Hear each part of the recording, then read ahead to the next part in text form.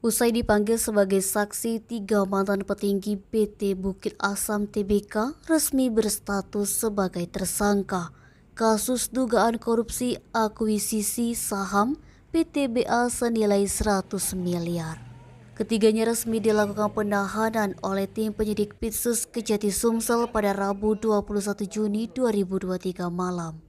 Diketahui bernama Anung D. Prasetya, mantan Direktur Usaha PT Bukit Asam Tbk, serta Saiful Islam, Ketua Tim Akuisisi Penambangan PT BA.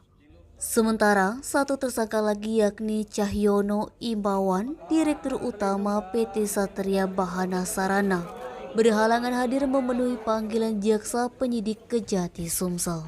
Dari pantauan sekitar pukul 21.20 waktu Indonesia Barat, kedua tersangka dengan tangan diborgol dan memakai rompi tahanan tampak menutupi muka dan bergegas menuju mobil tahanan Kejati Sumsel.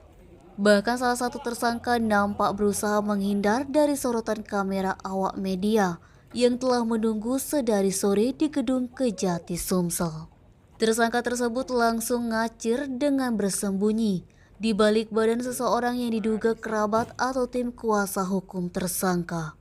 Berbeda dengan satu tersangka lainnya, nampak berjalan santai menuju mobil tahanan untuk selanjutnya ditahan di rutan Tipikor Palembang. Sebelum ditetapkan sebagai tersangka, 2 dari 3 tersangka tersebut dilakukan pemeriksaan oleh tim penyidik Pitsus Kejati Sumsel sejak siang sampai malam hari.